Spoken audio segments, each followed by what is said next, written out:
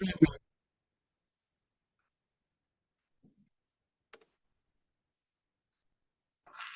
everybody. My name is Matthew Foote. And for a second, I just want you to imagine, your favorite sports team. They're great this year. They have a chance to win the championship. And one of your players, both favorite and best, gets suspended for abuse. My article, All's Fair in Love and Sport, Black Masculinity and Domestic Violence in the News, is here to argue that that player would be looked upon differently in media if they were a black athlete or a minority ethnicity compared to it being a white player. Surprisingly, the author also argues, Susan Marie Ank-Bonser argues that the victim, the woman typically, is also to be put at blame in most of these scenarios. In my presentation, I will touch up on three different interesting sub-arguments of each other. One of them being the implicit beliefs about Black athletes. There's the media outlets that pose as racial venues, and the gender and racial problems that actually sprout from these harmful articles about Black athletes and how it affects both the Black athlete and the victim woman. And then we'll look at the analysis of three prominent athletes of the late 1900s. And then we will also look at the interesting theory posed in the article and how problems still may or may not exist today in media. So the three arguments, one of them is that pathological beliefs that athletic Black men are naturally aggressive and the tension between harms of domestic violence and perpetuating racism against African Americans. So this idea is stated that it's more of a corporal ideology in mass media posed by typically older white males because of they want to reinforce the idea of white masculinity. That's kind of a common recurrence in this article is the idea of white masculinity and trying to secure it. They don't want the Black man to be seen as more powerful as them. They want to be seen as more vicious. So that's how they try to almost implicitly impose them so that people see them that way. The second argument is that media outlets use their platforms as racial venues. And that is, again, reinforcing the idea of white masculinity. And it highlights one key interracial relationship between one of our athletes that we will see later on in the methods category. And then the third one is that both gender and racial problems sprout from these news sources. So not the idea that not only the Black men or minority men are being affected, but also the woman, which isn't fair to them.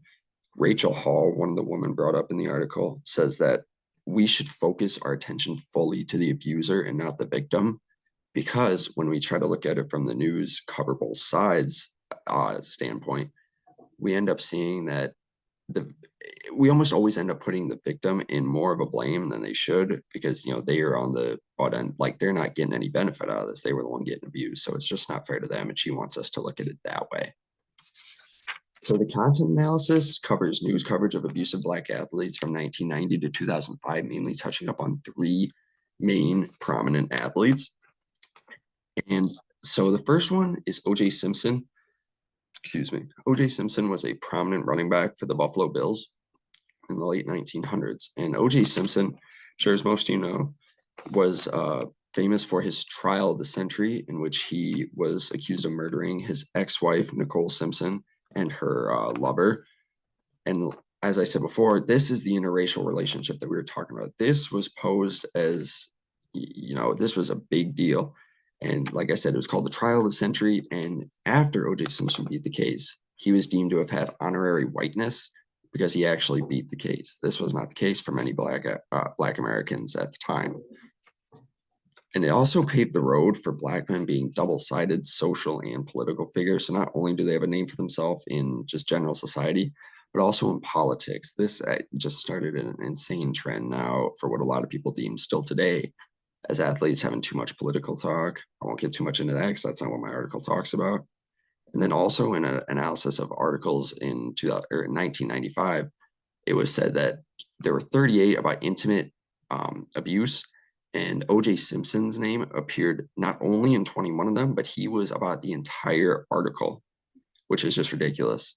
And not only did O.J. Simpson have to face a lot of racism from media and listeners of the media, but he also had to face problems from, many different people in the case. One of them being Main Detective Mark Furman of LAPD. And I will show you a video about how Mark Furman acted and what his beliefs were.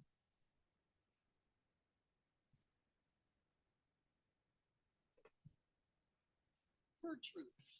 And for the first time, excerpts from the Furman tapes you've never heard. Vulgar. Weinstein, several fights with Jew, probably the wandering Jew. Sexist. How do you arrest a violent suspect? I yell out, have a man do it. Disturbing. You've got to be a borderline sociopath. You've got to be vile.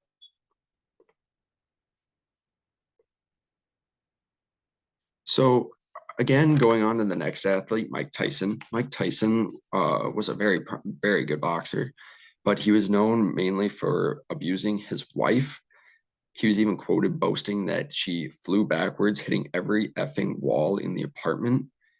He was even vicious enough to bite off one of his opponent's ears in the boxing ring.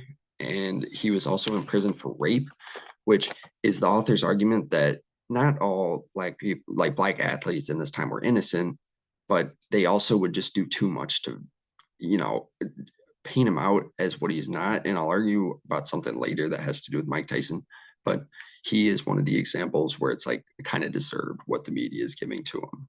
Because the next example, Jim Brown, a Cleveland Browns running back, also in the later 1900s, he is a counteractive story to this argument. And he had multiple cases of abuse in the late 1990s. Finally got in prison in 2002, but for vandalism. He even admitted to his abuse and only got a relatively small fine and some community service, which is just ridiculous, especially when you look at it from the end of the victim that was, constantly getting hurt and couldn't live her life in peace. So now moving on to the interesting theory. The theory stated in there is that there's a dark side of the American dream. It's the idea that of the oppression that African Americans have to face, and that they're bad by association. One of the main arguments against the bad by association is in The Ghettos of Brooklyn. There's an old quote that says, if a boy is bad, he joins a gang. If he's good, he plays basketball. And that's really interesting because it kind of shows that they don't have any head starts in life like many, rather rich white kids do. They start at a disadvantage because even if they're good, they're bad by association. And then there's Mike Tyson, his position as a boxer. Not only did it not help him, in the eyes of, his peers, but in the media, his position as a boxer just showed like double the ferociousness of other athletes. And it also painted him as a poster child for those abusive black athletes and started to put other spotlights on sports like NFL and MLB on those athletes that would also abuse their significant others. And then in the Indianapolis Colts in 2005, the Indianapolis Star did a news report. They offered to do this, and they offered to do all the gendered crimes of the Colts players, all 5 of whom that they talked about were black, and they made sure their faces were nice and big in the paper to paint that idea and reinforce it that these African American athletes are not friends, but rather criminals. So in existing literature, the only thing I was really able to find in this article about it was that it could still continue in major news outlets. Again, this was made in 2009, so not as much social media then, but the idea is still there and it's still flowing around in society. The 3 main ideas, the first is misogyny, that these women are getting blamed when there's really nothing to be blamed about. Sure, they might have been fighting back, but it's what they have to do to fight for their life. There's the racist idea that these athletes are being blamed solely for their race and not for them actually being a bad person or because they're like prominent athletes that these guys can pick on. They have a big image, so it shouldn't matter if these one guys pick on them, right? That's not correct. And then classism, going again back to the idea of the ghettos of Brooklyn, and that these black athletes, especially if they're poor, just don't have any advantages at all in life. It's not fair to them, and it's unfair for these media guys to pick on them. So in the conclusion, there's 3 main wrap-up points. It's that sports is a venue for demeaning of African Americans, gendered violence, and the exoneration and security of white masculinity. It's interesting how the author made them all go hand in hand, that not only are these stories demeaning to African Americans, but it also puts down the woman victim by passing them some of the blame. I thought that was a pretty interesting correlation they made. But in my honest opinion, and again, I thought she made fantastic points, but I didn't really see too much counter argument. I didn't get to see anything about white athletes that were accused of abuse in the 1990s or early 2000s. And I wish I would have got to see that and how that was portrayed. But knowing that I already knew about OJ Simpson, I already knew about Mike Tyson, and I couldn't tell you any white athletes off the top of my head who were abusive then. But I wish I could have seen that just to kind of get an idea of, get a good comparison. So that concludes my presentation. I hope you enjoyed it. Thank you guys for listening.